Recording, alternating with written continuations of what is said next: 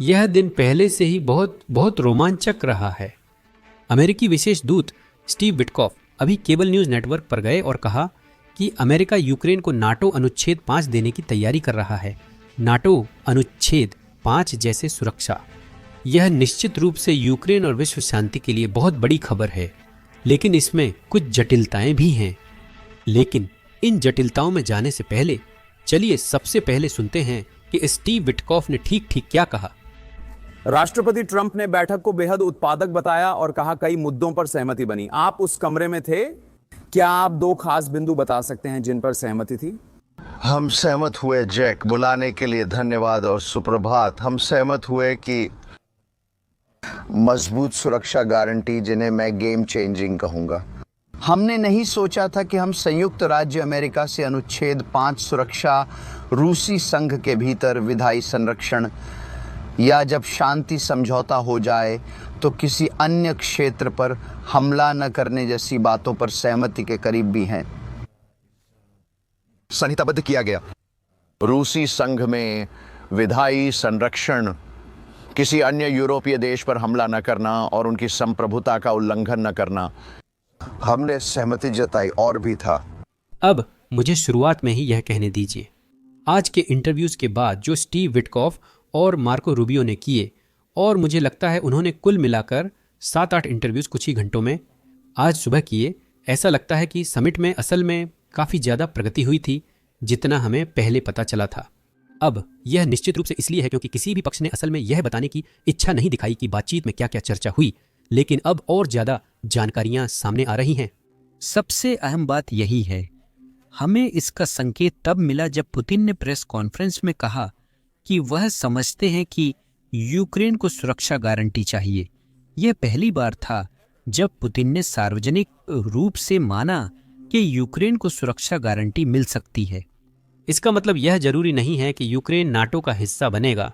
असल में यूक्रेन का नाटो का हिस्सा बनना अब भी एक रेड लाइन है, और यह भी एक ऐसी बात है जिसे अमेरिका ने पूरी तरह से नकार दिया है।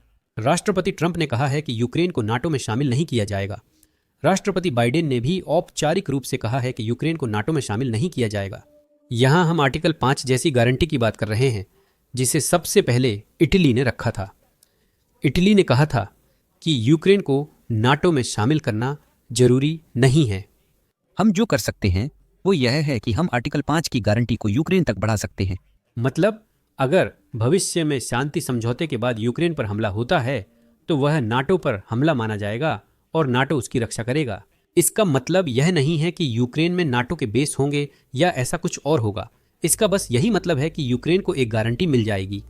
अब आज हमें इस बारे में और जानकारी मिली है कि यह गारंटी किस प्रकार की होगी और इसमें कौन कौन शामिल होंगे जो यह गारंटी देंगे। यह नाटो से जुड़ा नहीं होगा, लेकिन आर्टिकल 5 जैसा होगा। चलिए विस्तार से सुनते हैं। आपने नाटो की आर्टिकल 5 गारंटी का जिक्र किया, जिसमें एक पर हमला सभी पर हमला माना जाता है। रूस ऐसा होने देगा कि अगर यूक्रेन में और कोई घुसपैठ होती है तो रूस समझेगा कि उसे सभी नाटो सदस्यों पर हमला माना जाएगा। नहीं जैक, मैंने ऐसा नहीं कहा। मैंने कहा था कि हम इस बात पर सहमत हुए कि संयुक्त राज्य अमेरिका और अन्य यूरोपीय देश प्रभावी रूप से अनुच्छेद 5 जैसी भाषा के साथ सुरक्षा गारंटी दे सकते हैं। तो पुतिन ने कहा है कि नाटो में शामिल होना एक रेड फ्लैग है। सही है। और इसीलिए हम जो चर्चा कर रहे थे वह यह मानकर थी कि अगर यह बात बनी रहती है, अगर यूक्रेन वासी इस पर सहमत हो सकते हैं और इसके साथ रह सकते हैं और सब कुछ इसमें शामिल हो जाएगा। सही है। ये इस बारे में होगा कि यूक्रेन वासी किसके साथ रह सकते हैं। लेकिन मान लीजिए कि वे कर सकते थे, तो हम निम्नलिखित रियायत जीतने में सक्षम थे कि संयुक्त राज्य अमेरिका अनुच्छेद 5 जैसी सुरक्षा प्रदान कर सकता है, जो असल में उन असली कारणों में से एक है जिसकी वजह से यूक्रेन नाटो में शामिल होना चाहता है। हम किसी हद तक उसे दरकिनार करने में सक्षम थे और संयुक्त राज्य अमेरिका अनुच्छेद 5 सुरक्षा दे सकता है। यह पहली बार था जब रूसियों ने इसे मान लिया था। अब बेशक जैसा कि आप लोगों ने अभी सुना, रूस यह रियायत मुफ्त में नहीं दे रहा है। रूस चाहता है कि यूक्रेन वह क्षेत्र छोड़ दे जो उसने अभी तक नहीं कब्जाया, और बेशक यह ऐसी चीज है जिसे राष्ट्रपति जेलेंस्की के लिए छोड़ना आसान नहीं होगा। और साथ ही यह यूक्रेनी लोगों के लिए भी स्वीकार करना आसान नहीं होगा, खासकर जब यह देखा जाए कि यूक्रेन ने ऐसा कई बार किया है। उन्होंने शांति की आस में क्रीमिया छोड़ा, लेकिन पुतिन लौट आए। उन्होंने डोनेट्स्क और लुहांस्क छोड़ दिए और पुतिन फिर से लौट आए। ऐसा नहीं लगता कि पुतिन शांति चाहते हैं जब कोई देश अपनी जमीन छोड़ने को तैयार हो जाता है। उस समझौते के उस हिस्से पर बात करने से पहले मैं आपको एक क्लिप दिखाना चाहता हूं, जिसमें स्टीव विटकॉफ ने इशारा किया कि सुरक्षा गारंटी के तहत यूक्रेन में अमेरिकी सैनिक जमीन पर हो सकते हैं। यह कुछ नया है और ऐसा लगता है कि यह उन मजबूत सुरक्षा गारंटियों में से एक हो सकता है जो पश्चिम यूक्रेन को दे सकता है। प्रमुख सुरक्षा गारंटियों पर बात करते हैं। जैसा आपने कहा, व्यवहार में इसका क्या अर्थ है? संयुक्त राज्य अमेरिका यूक्रेन को वह भरोसा दिलाने के लिए कितनी प्रतिबद्धता दिखाने को तैयार है जिसकी उसे बातचीत की मेज पर आने के लिए जरूरत है? इसका मतलब है कि संयुक्त राज्य अमेरिका संभावित रूप से अनुच्छेद 5 की सुरक्षा गारंटी देने के लिए तैयार है, लेकिन यह नाटो से नहीं बल्कि सीधे संयुक्त राज्य अमेरिका और अन्य यूरोपीय देशों से होगी। यह बहुत बड़ी बात है। मेरा मतलब है वाकई में बहुत बड़ी। क्या सैनिक जमीन पर उतरेंगे? इसका व्यावहारिक मतलब क्या है? मुझे लगता है कि सोमवार को पूरे दिन जो चर्चा होने वाली है, क्योंकि वहाँ अलग अलग सत्र होंगे, उसमें ठीक ठीक यही बात होगी कि यूक्रेनियन को क्या क्या ज़रूरत महसूस हो रही है। याद रखिए, हम मध्यस्थ बनकर इस शिखर सम्मेलन में यूक्रेन की स्थिति आगे बढ़ाने आए थे और हमने यह किया और हमने यह सफलतापूर्वक किया। अब हमारे लिए ज़रूरी है कि हम उन बारीकियों पर ध्यान दें कि यूक्रेनियन को भविष्य में सुरक्षा की भावना देने के लिए वास्तव में क्या क्या चाहिए। वैसे यूरोपियनों को भी क्या चाहिए था, हम उसी उद्देश्य से वहाँ थे।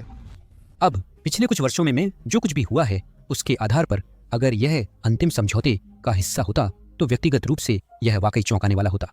यह निश्चित रूप से यूक्रेन और यूक्रेन के भविष्य के लिए एक बड़ी खबर है। तो अब आइए देखें कि रूस ने इस तरह की चीज छोड़ने के बदले में क्या मांगा। रॉयटर्स के अनुसार, जिन्होंने उन सूत्रों से बात की है जो अलास्का में हुई बातचीत के विवरण जानते हैं, उस रिपोर्ट के मुताबिक प्रस्तावित रूसी समझौते के तहत कीव पूर्वी दोनेत्स्क और लुहांस्क क्षेत्रों से पूरी तरह पीछे हट जाएगा। इसके बदले में रूस दक्षिणी क्षेत्रों खेरसोन और जापोरिजिया में मोर्चे की रेखाओं को स्थिर रखने का वादा करेगा। तो तकनीकी रूप से इसके अनुसार रूस यूक्रेन में अपने कब्जे वाले किसी भी क्षेत्र को छोड़ नहीं रहा है जिस पर वह अभी नियंत्रण रखता है। वे चाहते हैं कि यूक्रेन दोनेत्स्क और लुहांस्क पूरी तरह छोड़ दे, और यह समस्या है क्योंकि इस किलेबंदी बेल्ट की वजह से। अब हमने इसके बारे में कल की वीडियो में बात की थी, लेकिन मूल रूप से यूक्रेन ने डोनबास में रूस के नियंत्रण वाले क्षेत्र के ठीक बाहर इन 4 या 5 शहरों को भारी रूप से किलेबंद किया है, और रूस पिछले 14 सालों से पूरे डोनबास पर कब्जा नहीं कर पाया है। और अब वे बस चाहते हैं कि यूक्रेन हार मान ले, जिससे यूक्रेन के लिए बहुत बड़ी समस्या खड़ी हो जाएगी, क्योंकि उन्हें इन शहरों में बनाई गई सभी रक्षा पंक्तियां छोड़नी पड़ेंगी जिन्हें रूस वैसे भी अपने दम पर नहीं ले सकता। असल में ब्रिटिश रक्षा मंत्रालय के हालिया विश्लेषण के अनुसार जिस रफ्तार से रूस युद्ध के मैदान में खासकर डोनबास क्षेत्र में आगे बढ़ रहा है, उस हिसाब से रूस को उन सभी शहरों पर 100% नियंत्रण पाने में लगभग 4.5 साल लग जाएंगे जिन पर वह कब्जा करना चाहता है। इसके अलावा इससे लगभग 20 लाख और रूसी सैनिकों की हताहत होने की संभावना है, और यह उन 10 लाख हताहतों के अलावा होगा जो रूस पहले ही झेल चुका है। निश्चित रूप से मैं समझ नहीं सकता कि यह कितनी बड़ी मांग है। इसीलिए कई लोग और विशेषज्ञ इसे रूस के लिए जहरीली गोली कह रहे हैं, यानी रूस जानबूझकर ऐसी मांगें रख रहा है जो यूक्रेन कभी स्वीकार नहीं करेगा, और जब यूक्रेन इन मांगों को ठुकरा देगा तो वे इसका दोष यूक्रेन पर डाल देंगे, कहेंगे देखो ये जेलेंस्की है, यूक्रेन ही शांति नहीं चाहता।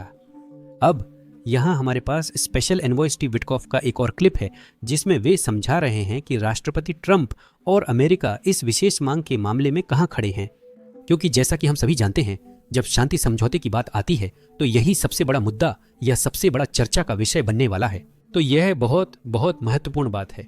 आइए सुनते हैं। यह है कि राष्ट्रपति एक पुतिन प्रस्ताव का समर्थन करते हैं जिसमें डोनबास या उसके अधिकांश हिस्से को रूस को सौंपना शामिल है। ये वह जगह है जहां इस युद्ध की शुरुआत से पहले 6.5 मिलियन यूक्रेनियन रहते थे। तो फिर ऐसा क्यों किया जाए जिससे किसी संप्रभु देश पर हमला करने वाले को इनाम मिले? हम कमरे में थे शैनन, एक मध्यस्थ के रूप में। राष्ट्रपति एक मध्यस्थ के रूप में संकट सुलझाने के उपाय खोज रहे थे। वह समझते हैं कि ये यूक्रेन वासियों का फैसला है कि वे कैसे जमीन की अदला बदली कर सकते हैं, वे कैसे रूसियों के साथ वहां अलग अलग क्षेत्रों पर समझौता कर सकते हैं।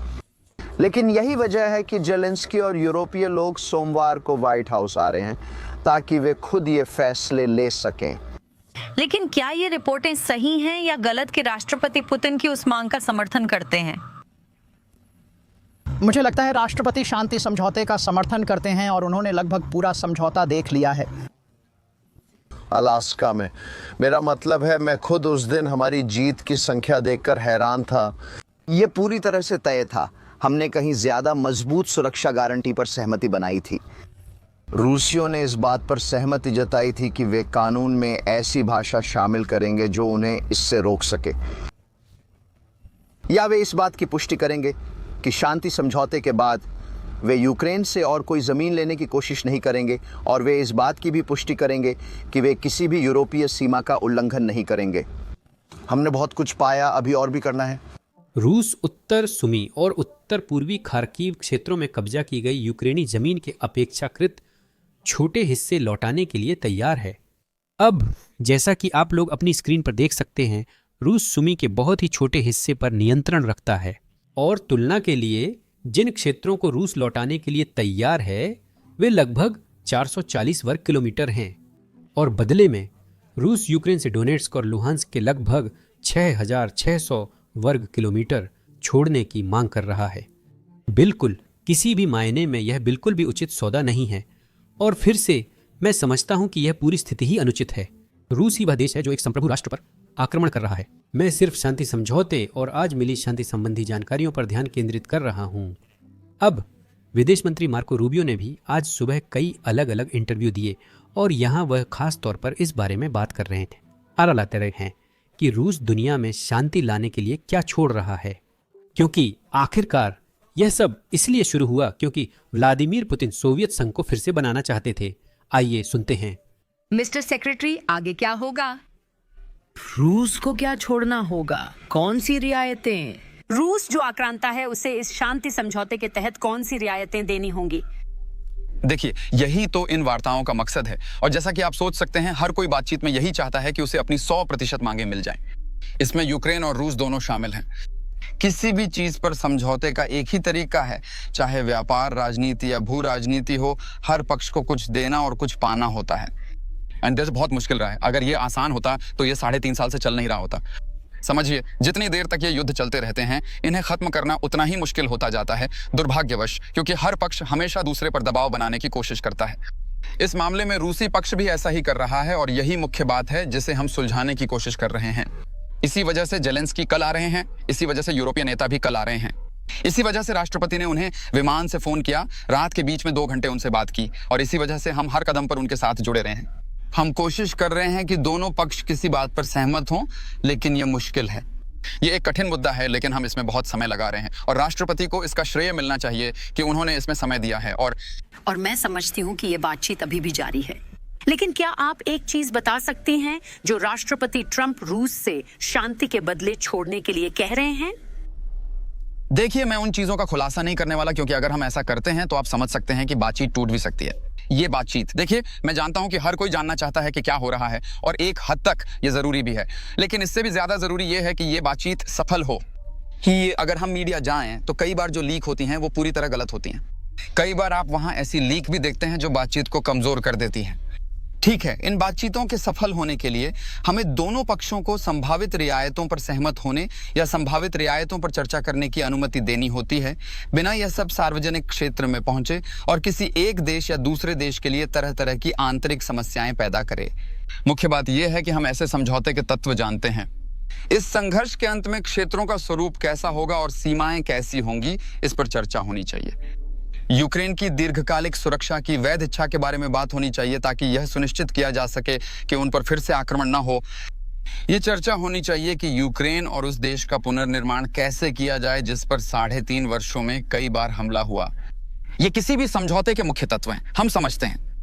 अगर समझौता करना है तो सभी पक्षों को कुछ छोड़ना होगा, यही सच्चाई है। अब जैसा कि आपने अभी अभी विदेश मंत्री से सुना, यूक्रेन प्रतिनिधिमंडल कल व्हाइट हाउस में ओवल ऑफिस आ रहा है और इसके अलावा हमारे पास कई यूरोपीय नेता भी हैं जो जेलेंस्की के साथ आ रहे हैं। अब तक यूके, इटली के प्रधानमंत्री, जर्मनी के चांसलर, फिनलैंड व फ्रांस के राष्ट्रपति, नाटो महासचिव और यूरोपीय आयोग अध्यक्ष की पुष्टि हो चुकी है। अब इसका साफ मतलब है कि कल कुछ बड़े फैसले लिए जाएंगे और हम सब जान जाएंगे कि क्या यूक्रेन डोनाबास छोड़ने को तैयार है, क्या वे शांति लाने के लिए कुछ भी छोड़ने को तैयार हैं, या फिर यूरोपीय प्रतिनिधिमंडल, यूक्रेनी प्रतिनिधिमंडल ट्रंप को यह समझा सकते हैं कि असल में यह मामला क्या है। पुतिन यूक्रेन पर दोष मढ़ने की कोशिश कर रहे हैं और तर्कहीन मांगे रख रहे हैं। हम यह उम्मीद नहीं कर सकते, या कहें तो हम किसी देश को यह छूट नहीं दे सकते कि वह जबरदस्ती अंतर्राष्ट्रीय सीमाएं बदलने की कोशिश करे। यह मुद्दा यूरोपीय संघ ने साफ तौर पर उठाया है। बस कल ही हमारे पास ईयू कमिश्नर और राष्ट्रपति जेलेंस्की ने एक सार्वजनिक प्रेस कॉन्फ्रेंस की थी और उन्होंने इसी बात को दोहराया। यूक्रेन को एक स्टील का शाही बनना होगा जिसे कोई भी हमलावर पचा नहीं सकता।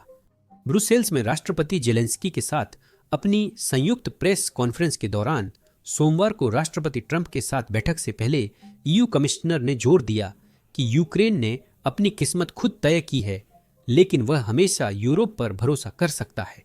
यूक्रेन की अंतर्राष्ट्रीय सीमाएं बलपूर्वक नहीं बदली जा सकती। ये फैसले केवल यूक्रेन द्वारा ही लिए जाने हैं।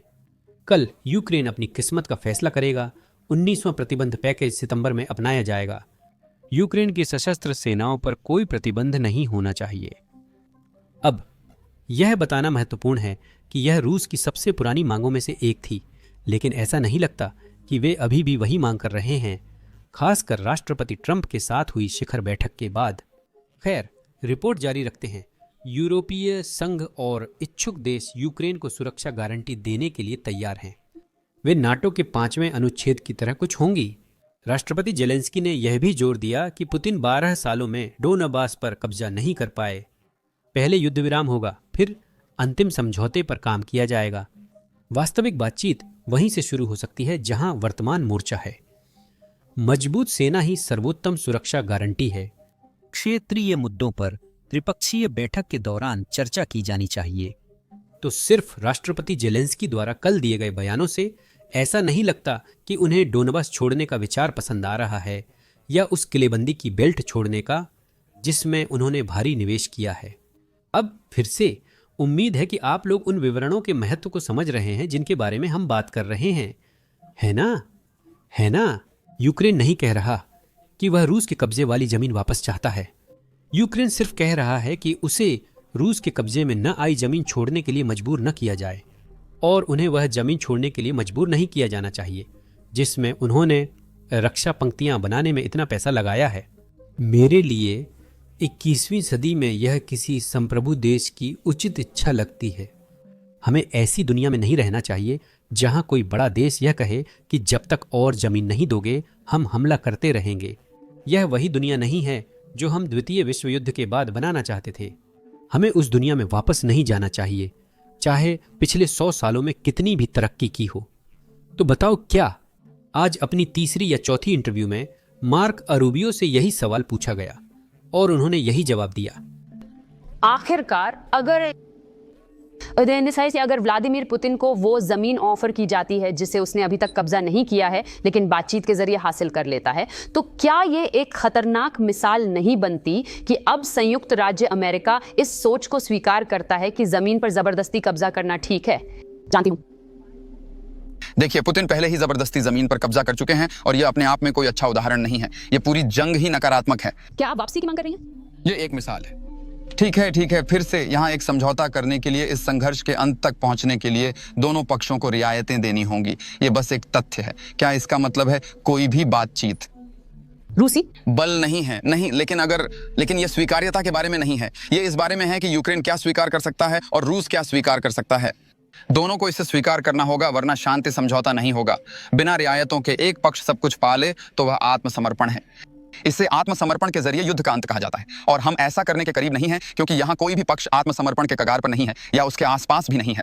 शांति समझौते के लिए यह सिर्फ एक तथ्य है जो शायद हमें पसंद ना आए या अप्रिय हो सकता है, लेकिन युद्ध के अंत के लिए कुछ चीजें हैं जो रूस चाहता है जो उसे नहीं मिल सकती, और कुछ चीजें हैं जो यूक्रेन चाहता है जो उसे नहीं मिलने वाली हैं। दोनों पक्षों को इस समझौते तक पहुंचने के लिए कुछ न कुछ छोड़ना पड़ेगा ताकि यह हो सके। यही हकीकत है। मेरा मतलब है, जितनी जल्दी हम इसे स्वीकार कर लें वही असलियत है। अब वे चीजें क्या हैं, ये दोनों पक्षों पर निर्भर करेगा। यूक्रेन पर शर्तें नहीं थोपी जा सकती, उन्हें कुछ स्वीकारना होगा और कुछ मिलेगा भी। तो उदाहरण के लिए यूक्रेन एक संप्रभु देश है। उनका भी अधिकार है, जैसे दुनिया के हर संप्रभु देश का होता है, कि वे अपनी राष्ट्रीय सुरक्षा के लिए भविष्य में किसी भी आक्रमण को रोकने और खतरों से बचने के लिए अन्य देशों के साथ सुरक्षा गठबंधन में शामिल हो सकें। ये कोई अनुचित मांग नहीं है, ये एक ऐसी चीज है जिस पर काम करने की जरूरत है, क्षेत्रों पर चर्चा करनी होगी। ये बस एक तथ्य है। कुछ चीजें हैं जो रूस के पास हैं जिन्हें उसे छोड़ना पड़ सकता है, कौन जानता है। मुद्दा है कि ऐसा माहौल बनाना होगा जहां यह संभव हो, और यही वजह है कि यह इतना मुश्किल रहा है, क्योंकि अब तक दोनों पक्षों में से कोई भी इन चीजों पर समझौता करने को तैयार नहीं था। लेकिन हम देखेंगे कि क्या यह संभव है। हो सकता है यह न हो, लेकिन हम कोशिश करेंगे और शांति प्राप्त करने के लिए हर संभव प्रयास करेंगे।